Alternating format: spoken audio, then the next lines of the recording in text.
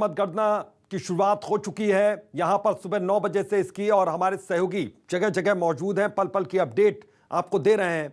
तो पहले मतगणना यहां पर 9 बजे से शुरुआत हो गई है। अमृतांशी हमारे साथ भोपाल से जुड़ी हुई हैं, इसके अलावा हेमंत हमारे साथ जुड़े हुए हैं, कुमार इंदर हमारे साथ जुड़े हुए हैं,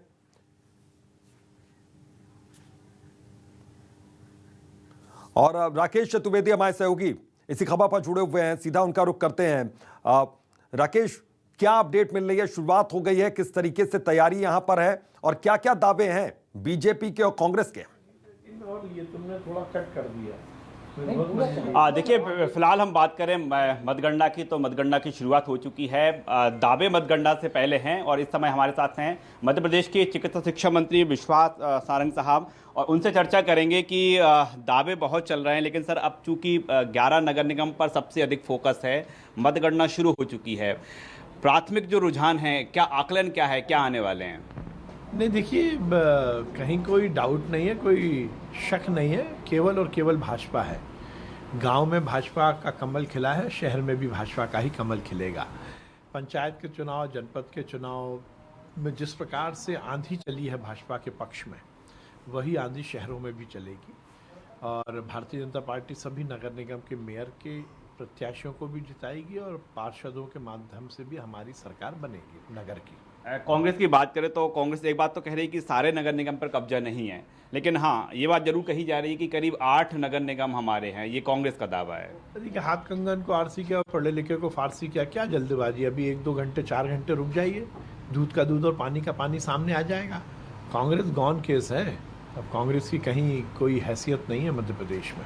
कांग्रेस एक्टिव इतनी है कि ये जो बड़े नेता हैं, जो दिग्गज नेता हैं, प्रथम पंक्ति के नेता हैं, चाहे वो दिग्विजय सिंह हों, चाहे वो सुरेश पचौरी हों, पूर्व मंत्री हों, हर एक मतदान केंद्र पर, यानी जहां मतगणना चल रही है, मतगणना स्थल पर सब मौजूद है।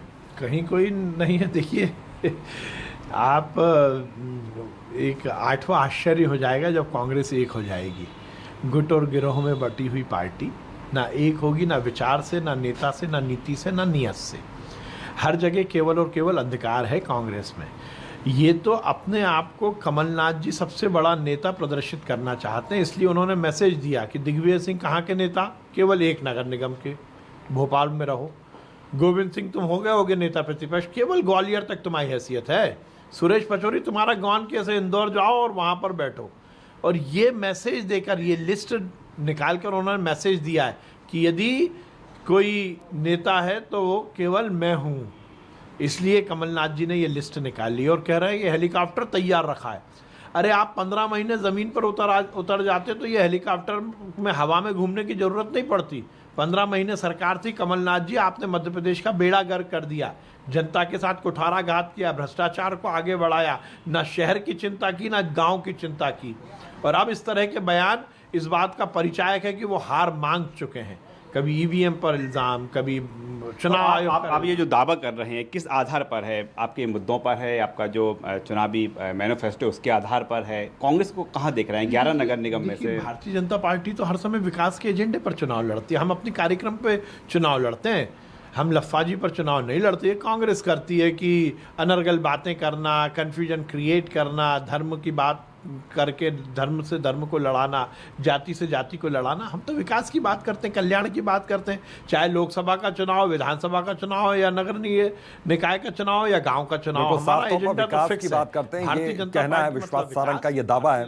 राकेश, तो जीत का दावा उन्होंने कहा, साथ ही साथ कांग्रेस पर निशाना साधा है। बहुत बहुत शुक्रिया इस तमाम बातचीत के लिए, इस तमाम जानकारी के लिए। और